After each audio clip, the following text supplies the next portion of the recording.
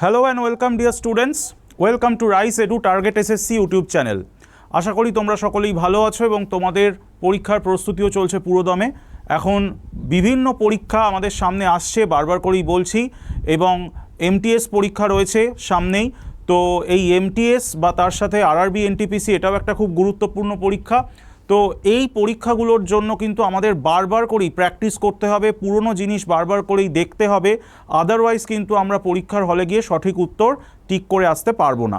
তাই আবারও তোমাদের সামনে আজকে নিয়ে চলে এসেছি 20টা খুব গুরুত্বপূর্ণ এবং ইম্পর্টেন্ট প্রশ্ন, যেগুলো তোমাদের এই এমটিএস এবং আরআরবি এনটিপিসি পরীক্ষার জন্য ভীষণভাবেই উপযুক্ত হবে।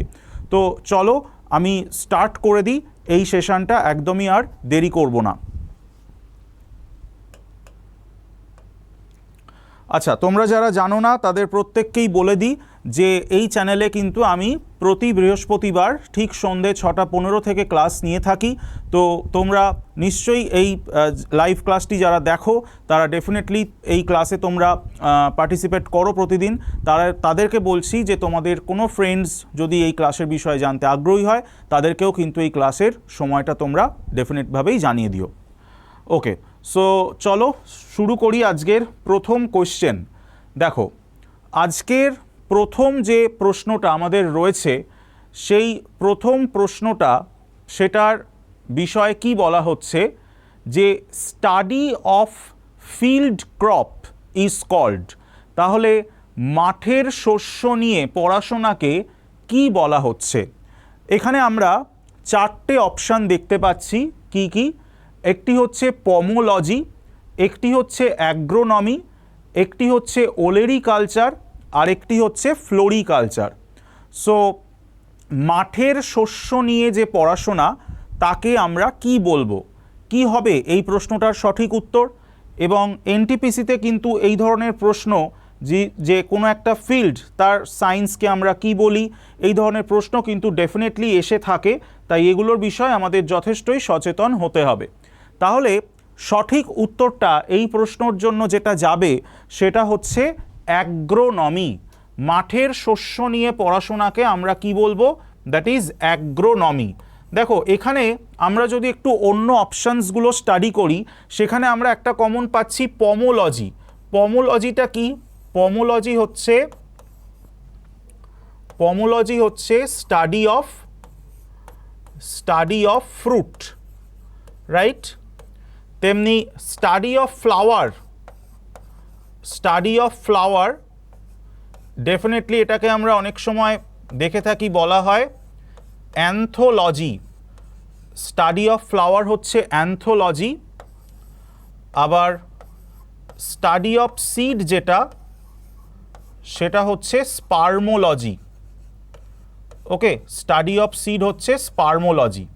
এবার তোমাদের অপশানে কিন্তু আরও দুটো রয়েছে, ওলেরিকালচার এবং ফ্লোরিকালচার। এটা তোমাদের হোমওয়ার্ক রইল, তোমরা কিন্তু কমেন্ট বক্সে আমাকে জানাবে যে ওলেরিকালচার মানে কি এবং ফ্লোরিকালচার মানে কি। This is your homework. Definitely তোমরা যারা ভিডিও দেখছো তারা কিন্তু এটা কমেন্ট বক্সে কমেন্ট করে জানাবে। চলো চলে যাব আমাদের ঠিক এর পরবর্তী প্রশ্ন। দেখে নিই এর পরবর্তী প্রশ্ন কি বলছে। দেখো, এটা একদমই অ্যাপ্লিকেশন বেসড একটা কোয়েশ্চেন। বলা হচ্ছে the carrot is orange in colour because. গাজরের রং কমলা, তার কারণ কি? It grows in the soil, it is not expose to sunlight, it contains carotene and the entire plant is orange in colour. তাহলে গাজরের রং কমলা, ডেফিনেটভাবেই আমরা এটা ছোট থেকেই দেখে থাকি। তো বিভিন্ন ফলের রং, বিভিন্ন রকম ফুলের রং বিভিন্ন হয়, এবং এইগুলোর জন্য কি দায়ী? এইগুলোর জন্য দায়ী কিন্তু পিগমেন্ট বা রঞ্জক। পাতার রং যেমন সবুজ, এটার জন্য একটা রঞ্জক দায়ী, তোমরা সকলেই সেটা জানো, তা হলো ক্লোরোফিল। ঠিক সেরকমভাবেই গাজরের রং কমলা, তার কারণ কি হবে? তাহলে আমরা সকলেই বুঝতে পারছি এটার কারণ হবে it contains carotene. It contains carotene. Carotene is actually what? Carotene is actually orange pigment. Carotene is actually orange pigment এবং ডেফিনেটভাবেই গাজর কিসে সমৃদ্ধ? গাজর কিন্তু ভিটামিন এ সমৃদ্ধ। ঠিক আছে, চলো চলে যাব আমাদের পরবর্তী প্রশ্ন। নেক্সট দেখো, এটাও একটা খুব অ্যাপ্লিকেশন ওরিয়েন্টেড কোশ্চেন এবং খুবই ভালো প্রশ্ন, যে select the bio fertiliser in the following, নিম্নলিখিতগুলোর মধ্যে জৈব সারকে চিহ্নিত করো। এবং এই প্রশ্নটা এতই ভালো একটা প্রশ্ন যেখানে 2-3টে অপশান নিয়ে কিন্তু ছেলেমেয়েরা খুবই ডাউটের মুখে পড়ে যায় বা কনফিউজ হয়ে যায় কোনটা আমরা সঠিক উত্তর হিসাবে চিহ্নিত করব। তাহলে সেখানে আমরা কি পাচ্ছি? কম্পোস্ট পাচ্ছি, অ্যামোনিয়াম সালফেট পাচ্ছি, ক্যাটেল ডাং পাচ্ছি এবং অ্যালগি আর ব্লু গ্রিন অ্যালগি পাচ্ছি, অর্থাৎ শৈবাল এবং নীলাভ সবুজ শৈবাল। নীলাভ সবুজ শৈবালের মধ্যে যেমন রয়েছে অ্যানাবিনা, নস্টক, এই বিষয়গুলো। তাহলে খুব স্বাভাবিকভাবে নিম্নলিখিতগুলোর মধ্যে জৈব সার কি হবে? দেখি চটপট বলো, জৈব সার তাহলে কি হবে? ওকে, তো ডেফিনেটভাবেই জৈব সার, ইয়েস, জৈব সার যেটা হবে সেটা হচ্ছে algae and blue green algae. So algae and blue green algae. So যারা উত্তর করেছো অপশান ডি তাদের উত্তর একদমই ঠিক। এখানে কিন্তু অনেকেরই মনে হচ্ছে অপশান সি কারেক্ট, কারোর কারোর মনে হচ্ছে কম্পোস্ট কারেক্ট। ঠিক আছে, সো ডেফিনেটভাবেই অ্যালগি, ব্লু গ্রিন অ্যালগি এটাই সঠিক উত্তর। জেনে রাখো, প্রশ্নটা কাজে দেবে। তারপর দেখো, এটাও খুব কমন একটা প্রশ্ন, কিন্তু কেন এই প্রশ্নটা রেখেছি, বিকজ এই যে এসএসসির পরীক্ষাগুলোতে বিভিন্ন সময় দেখা যাচ্ছে যে 3-4 বছরের বা তারও পুরনো কিছু কারেন্ট অ্যাফেয়ার্স দিয়ে দিচ্ছে। এই যে সার্স, এই প্রশ্নটা, এটা কিন্তু কোভিডের প্রসঙ্গের একটা প্রশ্ন। কোভিড একটা 4 বছর আগের ঘটনা, কিন্তু তা সত্ত্বেও এই প্রশ্নটার কিন্তু প্রাসঙ্গিকতা থেকেই যায় এবং প্রশ্নটা important. Full form of infectious disease SARS. তাহলে সার্সের পুরো কথা কি? Syndrome associated with respiratory symptoms, severe acute respiratory syndrome, severe asthmatic respiratory syndrome, syndrome alarm on respiratory system. তাহলে সার্স তার পুরো কথা ডেফিনেটলি কি? আমি জানি এটার উত্তর অনেকেই তোমরা সঠিক দেবে, that is severe acute respiratory syndrome. Absolutely option B is correct, severe acute respiratory syndrome. This is the full form of SARS. এবং অন্যদিকে এই সার্সের সাথেও আর একটা শব্দ কিন্তু আমরা শুনতে পাই বা আর একটা শব্দ কিন্তু যায়। সেই শব্দটা কি? সেই শব্দটা হচ্ছে মার্স, MERS, মার্স। ঠিক আছে, সো MARS মানে কিন্তু একটা গ্রহকে বোঝায় মার্স, কিন্তু এটা হচ্ছে MERS, যার পুরো কথাটা কি? যার পুরো কথাটা হচ্ছে মিডল ইস্ট রেসপিরেটরি সিন্ড্রোম। এটাও আমাদের কিন্তু জেনে রাখতে হবে, that is middle east respiratory syndrome. Middle east respiratory syndrome.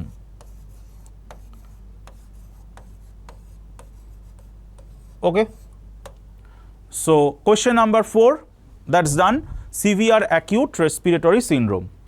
আচ্ছা, যারা নতুন আমাদের এই চ্যানেল দেখছো বা আজকের ক্লাস দেখছো তাদের জন্য জানিয়ে রাখি যে রাইস এডুকেশন তোমাদের বিভিন্ন পরীক্ষাগুলোর কথা মাথায় রেখে কিছু শর্ট কোর্স চালু করেছে এবং পাশাপাশি আমাদের অফলাইন কোর্স তো রয়েছে।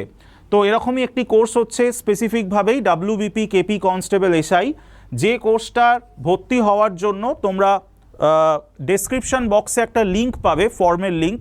সেই লিঙ্কটায় তোমরা কিন্তু তোমাদের ডিটেলস তথ্য ভরে দিতে পারো এবং আমাদের প্রতিনিধিরা নিশ্চয়ই তার ভিত্তিতে তোমাদের সাথে যোগাযোগ করবেন।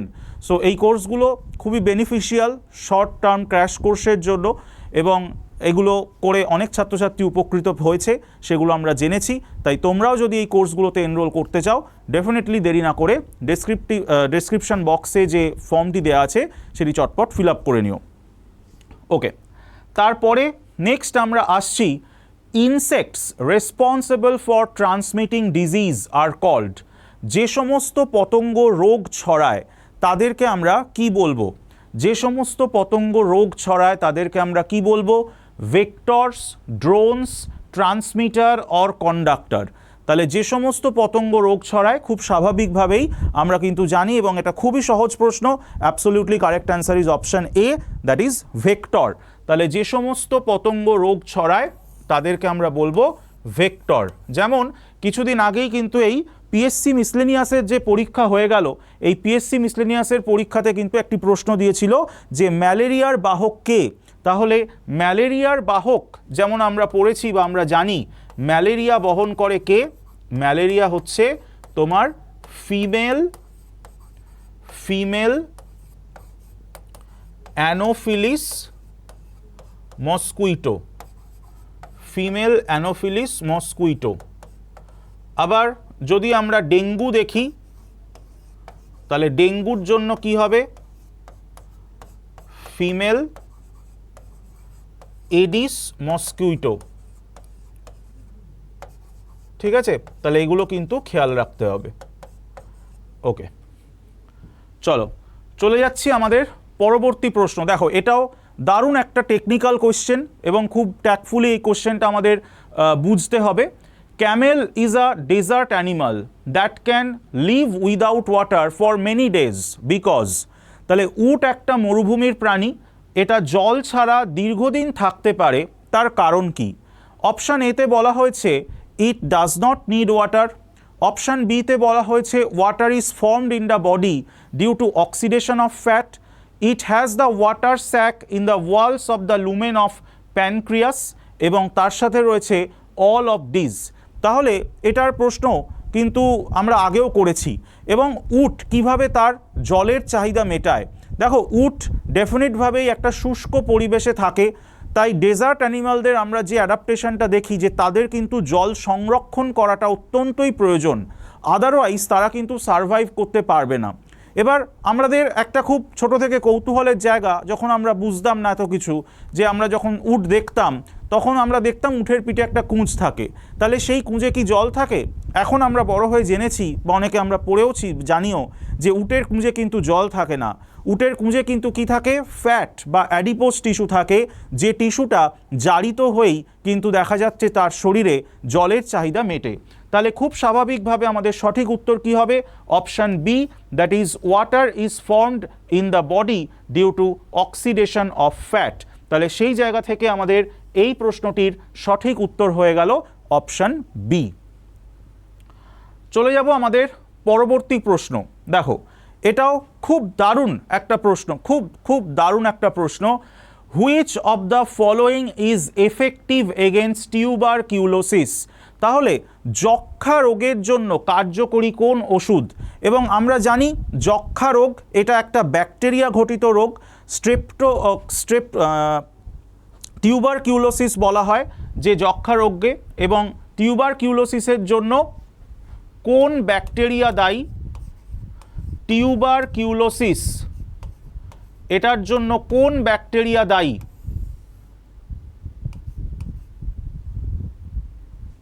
সো এটা কিন্তু তোমাদের জানা উচিত। এবার ব্যাকটেরিয়া ঘটিত রোগদের আমরা ট্রিট করি কিভাবে? ব্যাকটেরিয়া ঘটিত রোগদের আমরা ট্রিট করি ডেফিনেটলি অ্যান্টিবায়োটিকের সাহায্যে। তাহলে সেখানে আমাদের 4টে অ্যান্টিবায়োটিক কিন্তু রয়েছে: পেনিসিলিন, ক্লোরোমাইসেটিন, টেরামাইসিন এবং স্ট্রেপ্টোমাইসিন। দেখো, একটা ট্রিক্স তোমাদের আমি আগেই বলেছিলাম যে যখন কোনো শব্দের শেষে ইন থাকবে, এবং ম্যাক্সিমাম অ্যান্টিবায়োটিকই কিন্তু শেষ হয় এই ইন দিয়ে, নিওমাইসিন, ক্যানামাইসিন, টেরামাইসিন এরকম। তাহলে এই প্রশ্নটার উত্তর যেটা হবে সেটা হলো স্ট্রেপ্টোমাইসিন। স্ট্রেপ্টোমাইসিন। এবার বলে রাখি, পেনিসিলিন তোমরা জানো এটা হচ্ছে ফার্স্ট ডিসকভার্ড অ্যান্টিবায়োটিক, তাই তো? কে করেছিলেন? Alexander Fleming. তোমাদের আমি 3টে হোমওয়ার্ক দিলাম।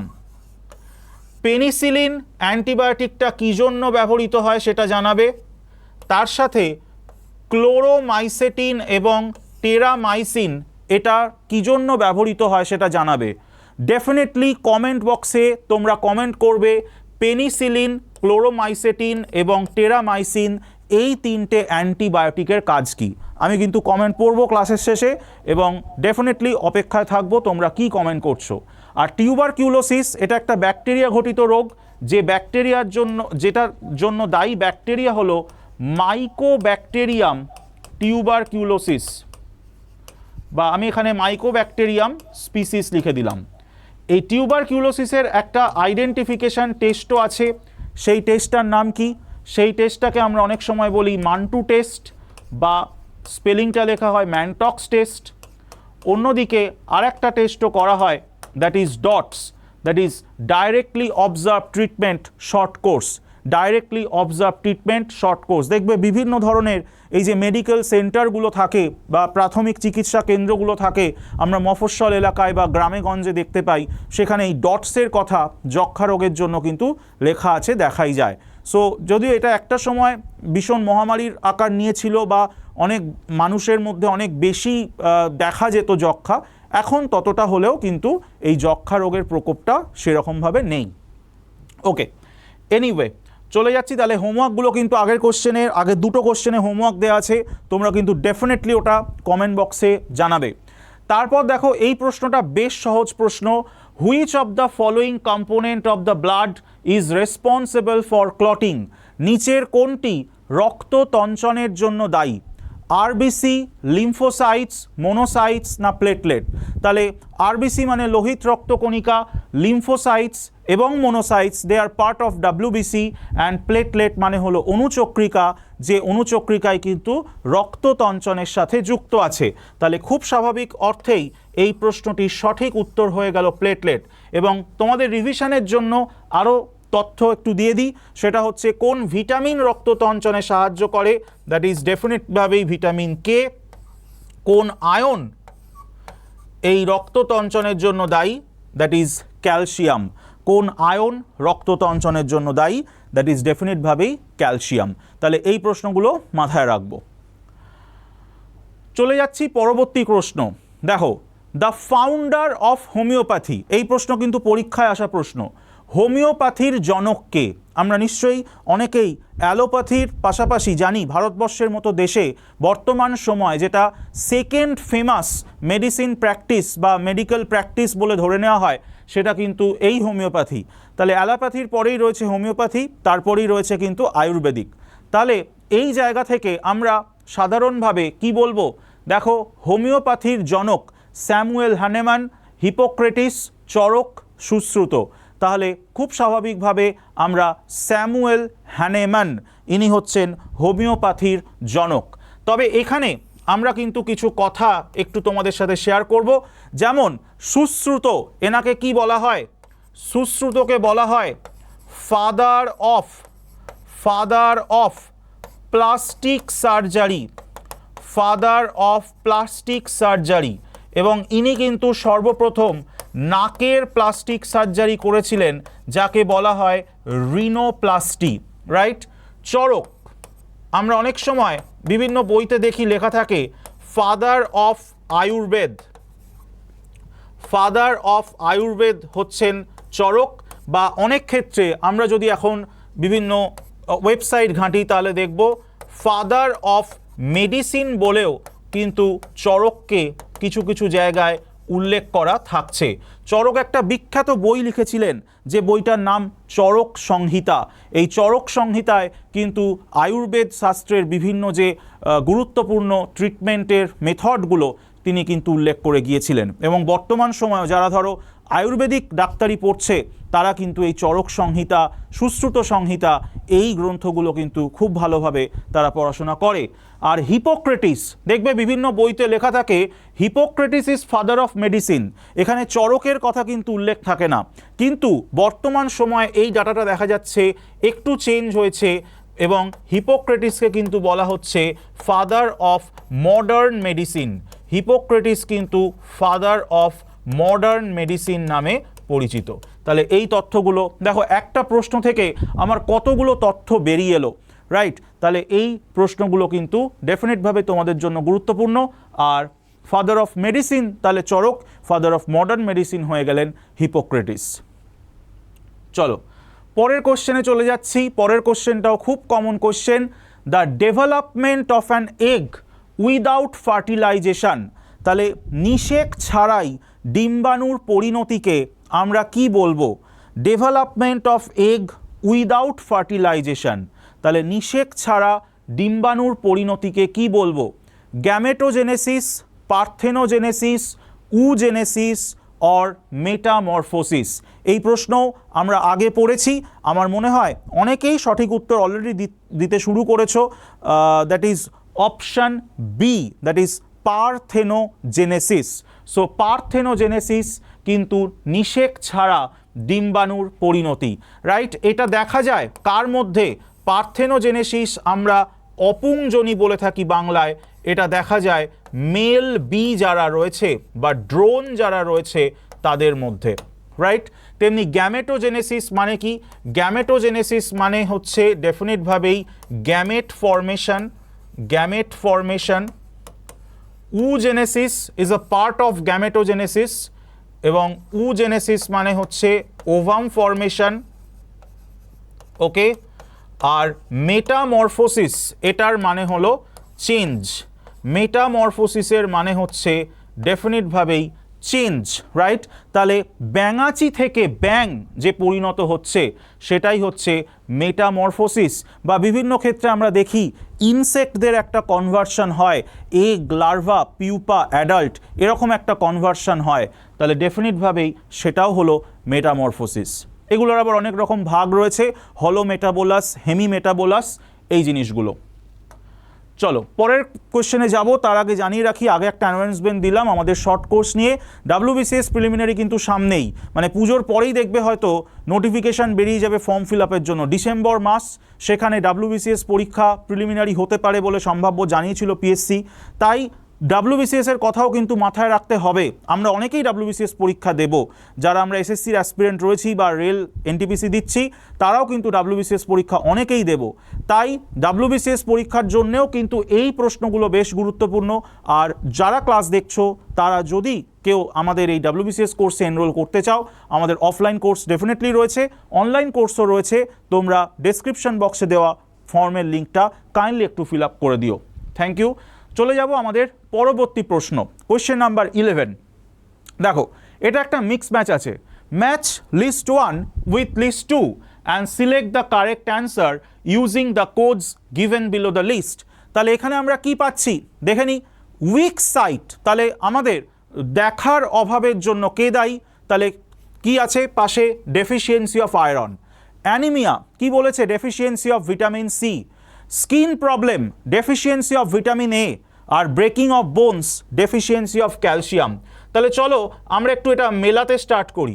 আমরা কিন্তু এই তথ্যগুলোর সাথে সকলেই পরিচিত। তাহলে উইক সাইট, তাহলে সাধারণভাবে আমাদের রাতকানা রোগ কিসের জন্য হয়? That is deficiency of vitamin এ। তাহলে এর সাথে আমার কি যাচ্ছে? এর সাথে যাচ্ছে 3। অ্যানিমিয়া, তাহলে তার সাথে কি যাবে? অ্যানিমিয়ার সাথে যাবে ডেফিসিয়েন্সি অফ আয়রন। দেখো দুটো মিলিয়ে দিলাম, তাহলেই কিন্তু আমি উত্তরও পেয়ে গেলাম।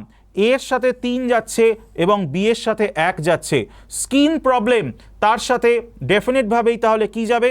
স্কিন প্রবলেমের সাথে যাবে ডেফিসিয়েন্সি অফ ভিটামিন সি, এবং অন্যদিকে ব্রেকিং বোনস, তার সাথে যাবে ডেফিসিয়েন্সি অফ ক্যালসিয়াম।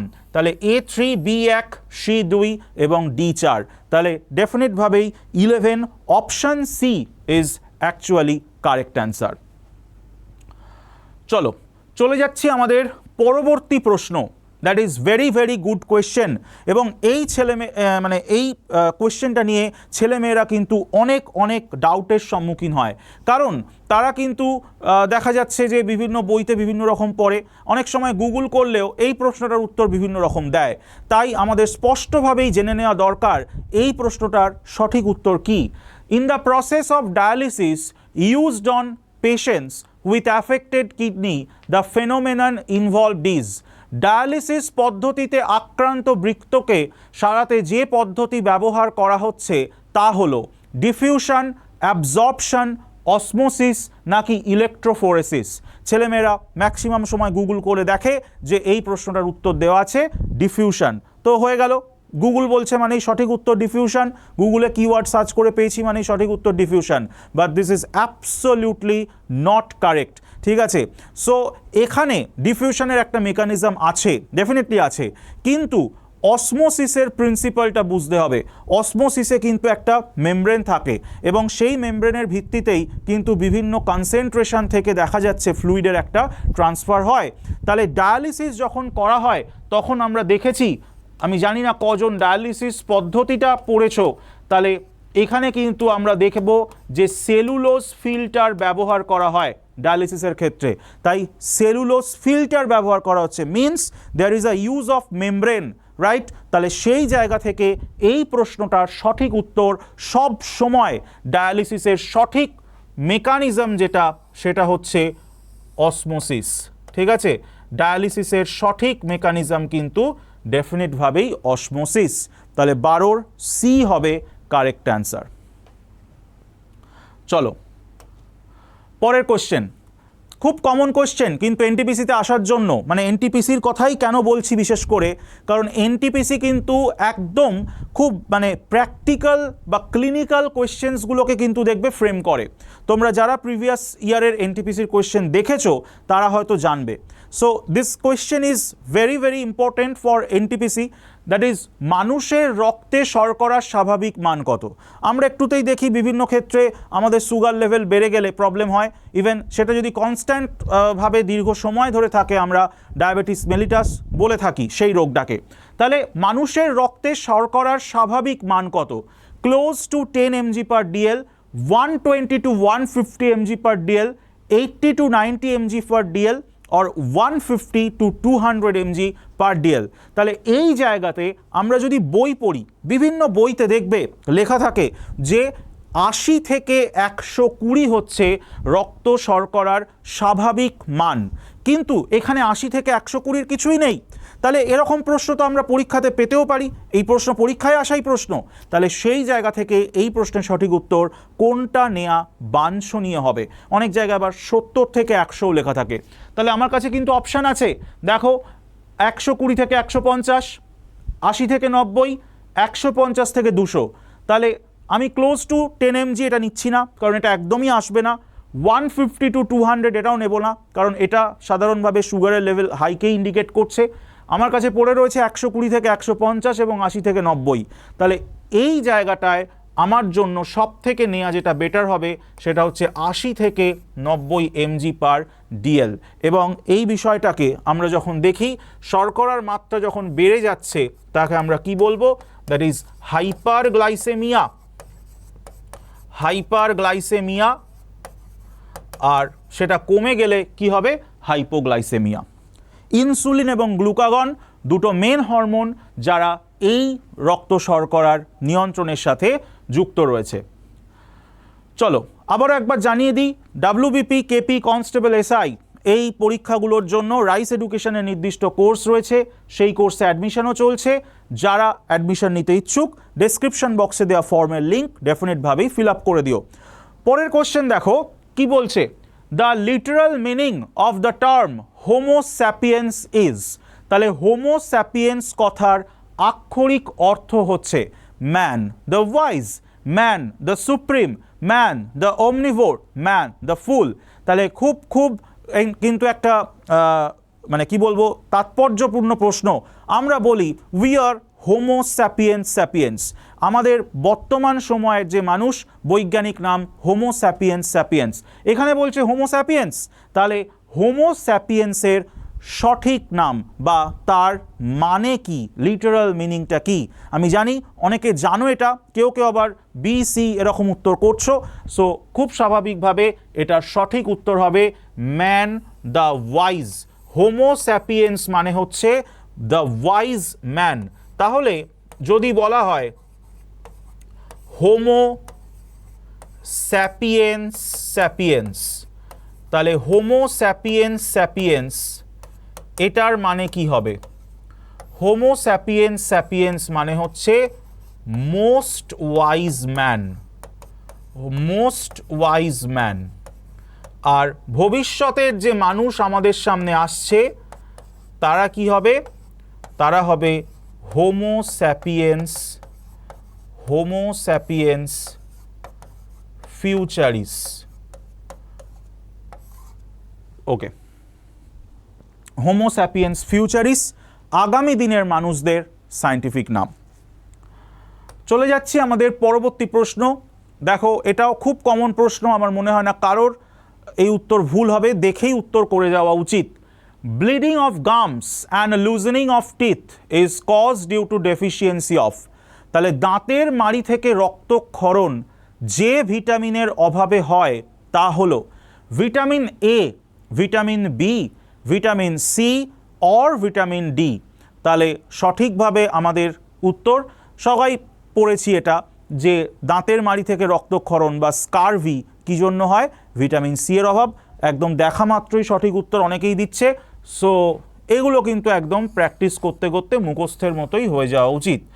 এবং ভিটামিন সি, দেখো এটা কি করে, ভিটামিন সি এর অভাব হলে আমাদের এই যে সারফেসে যে ক্যাপিলারিগুলো আছে সেই ক্যাপিলারিগুলো কী হয়? ফ্র্যাজাইল হয়ে যায় বা ভঙ্গুর হয়ে যায়, সেই কারণে সেখান থেকে রক্তটা বেরিয়ে আসছে, রাইট? তাহলে এই জায়গাতে আমরা ভিটামিন সিকে আরও একটা নাম দিই, সেটা হচ্ছে কি, vitamin C is also called wound healing vitamin. It is also called wound healing vitamin, বা আমরা বলি উন্ড হিলিং ফ্যাক্টর। এবং এই ভিটামিন সি এটা কিন্তু ওয়াটার সলিউবল ভিটামিনের মধ্যে একটা পোটেনশিয়াল অ্যান্টিঅক্সিডেন্টও, এটাও মাথায় রাখতে হবে। This is also an potential antioxidant. চলো চলে যাচ্ছি আমাদের পরবর্তী প্রশ্ন।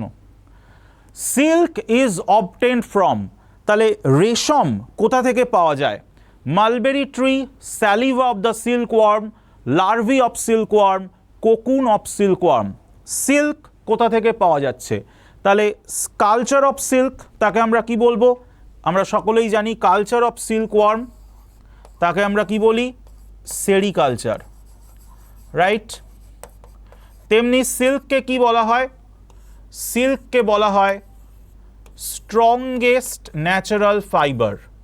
This is also called strongest natural fibre.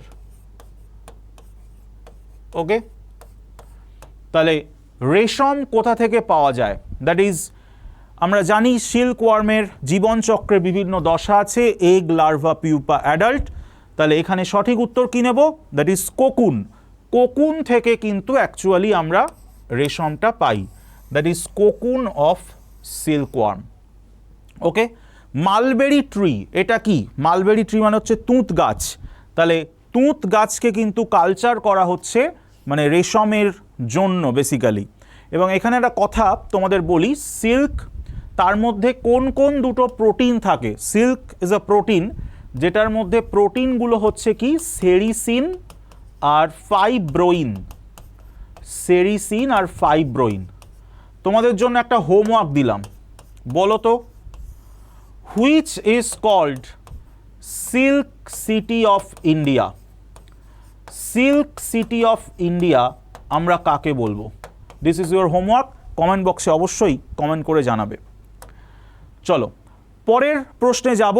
R WBCS 2024-এর কথাটা আমি আগেই বলেছি কিছুক্ষণ আগে, তাই এটার আমি রিপিট করলাম না। চলে যাচ্ছি একদম পরবর্তী প্রশ্ন। দেখো, দেহের তাপমাত্রা নিয়ন্ত্রণ কে করছে? The body temperature is regulated by pituitary gland, hypothalamus, pineal gland or thyroid. তাহলে বডি টেম্পারেচার ডেফিনেটভাবেই এটা রেগুলেট করছে বা এটা নিয়ন্ত্রণ করছে, যেটা সেটাকে আমরা পড়েছি, ইটস হাইপোথ্যালামাস। দেখা মাত্র অনেকেই সঠিক উত্তর দেবে। এবং হাইপোথ্যালামাস কিন্তু actually one kind of thermostat. বলা হয় hypothalamus is the thermostat of human body. Thyroid gland, this is what? This is the largest endocrine gland. Okay, then pineal gland, this is smallest endocrine gland, যেটাকে আমরা third আইও বলি। Pituitary কি? That is master gland, আর hypothalamus definitely কি master gland. Okay, তাহলে একটা প্রশ্ন থেকে দেখো কত ইনফরমেশন আমরা বের করে আনলাম। ওকে, চলে যাচ্ছি পরবর্তী প্রশ্ন। Which of the following organism is often use for genetic engineering? এই প্রশ্নটা মনে হয় আমি তোমাদের আগের দিনও করিয়েছিলাম, যে জেনেটিক ইঞ্জিনিয়ারিংয়ের জন্য প্রায় কোন অর্গানিজম ব্যবহৃত হয় বা কোন বস্তুকে ব্যবহার করা হয়। That is east, bacteria, fungi or algae. খুব স্বাভাবিকভাবে জেনেটিক ইঞ্জিনিয়ারিং তার জন্য কাকে ব্যবহার করব? Bacteria. It's a repeated question from previous class, that is bacteria. এবং কি থাকে, কেন আমরা ব্যাকটেরিয়াকে ব্যবহার করি? বিকজ ব্যাকটেরিয়ার মধ্যে একটা এক্সট্রা নিউক্লিয়ার ডিএনএ পাওয়া যায়, যে এক্সট্রা নিউক্লিয়ার ডিএনএটা হচ্ছে প্লাজমিড। এক্সট্রা নিউক্লিয়ার ডিএনএটা হচ্ছে প্লাজমিড। এই প্লাজমিড কিন্তু ক্লোনিং ভেহিকলস, যাকে বলা হয় জিন ট্যাক্সি, রাইট? এটা ক্লোনিং ভেহিকলস যাকে বলা হয় জিন ট্যাক্সি। তাহলে খুব স্বাভাবিকভাবে এই প্লাজমিড থাকার জন্য জেনেটিক ইঞ্জিনিয়ারিংয়ে বা জিন ক্লোনিংয়ের জন্য এই ব্যাকটেরিয়া কিন্তু খুব ইম্পর্ট্যান্ট। চলে যাব পরবর্তী প্রশ্ন। একদম বাচ্চাবেলার প্রশ্ন এটা, বাট এইরকম বেসিক প্রশ্ন মাঝে মাঝে পরীক্ষায় দিয়ে দেয়, সেই জন্য আমি রেখেছি আজকে ক্লাসে এটা। During photosynthesis in plants the gas evolve. এটা তো বোধহয় মানে দেখা মাত্রই সাথে সাথে উত্তর হয়ে যাবে। সালোক সংশ্লেষের সময় যে গ্যাস নির্গত হয় সেটা কি? পরীক্ষাতেই এসছে এই প্রশ্নটা, আমার বানানো নয়। তাহলে ডেফিনেটলি সঠিক উত্তর অক্সিজেন। এটা আমি আলাদা করে সময় দিলাম না তোমাদের, কারণ এই প্রশ্ন সকলেরই জানা। ঠিক আছে, আচ্ছা। অ্যান্ড পরবর্তী প্রশ্নে চলে আসি। দেখো, এটাও আবার একটা ক্লিনিক্যাল কোয়েশ্চেন, যেটা আমি বারবার করেই বলছি, এনটিপিসির পরীক্ষার জন্য এই ক্লিনিক্যাল কোয়েশ্চেন বা ডেলি লাইফ ওরিয়েন্টেড কোয়েশ্চেন বা অ্যাপ্লিকেশন ওরিয়েন্টেড কোয়েশ্চেন কিন্তু বারবার করেই দেখে যাবে। The blood cholesterol level in 100 ml of blood in a normal person varies between. একজন ব্যক্তির রক্তে কোলেস্টেরলের স্বাভাবিক মাত্রা 150 থেকে 200 mg, 120 থেকে 200 mg, 100 থেকে 180 mg, 80 থেকে 160 mg। সাধারণভাবে প্রতি 100 ml ব্লাডে দেখা যায় কতটা কোলেস্টেরল থাকে। দেখি তোমরা কি উত্তর করো। সো এখানে অনেক রকমই উত্তর পাওয়া যাচ্ছে। কেউ বলছো বি, কেউ বলছো সি, কেউ বলছো এ। ওকে, আমি জানিয়ে দিই, এই প্রশ্নটার সঠিক উত্তর ডেফিনেটভাবেই হবে option A, that is 150 and 200 mg। 150 and 200 mg প্রতি 100 ml রক্তে কতটা কোলেস্টেরল থাকে? দ্যাট ইজ 150 থেকে 200 মিলিগ্রাম। এবং কোলেস্টেরল লেভেল যদি বেড়ে যায় তাকে কি বলে? Hyper cholesterolaemia. তো এটা কিন্তু খারাপ। এবং কোলেস্টেরলের তোমরা জানো, কোলেস্টেরল এটা কিন্তু ডিরাইভড ফ্যাট, যার মধ্যে 3টে টাইপ আছে, এইচডিএল, এলডিএল আর ভিএলডিএল। তাহলে এইচডিএল হচ্ছে গুড কোলেস্টেরল, এলডিএল হচ্ছে ব্যাড কোলেস্টেরল, ভিএলডিএল হচ্ছে ভেরি ব্যাড কোলেস্টেরল। তাহলে এই জায়গা থেকে কিন্তু আমাদের এইচডিএল এটা ক্ষতিকারক নয়, but LDL and VLDL they are very harmful.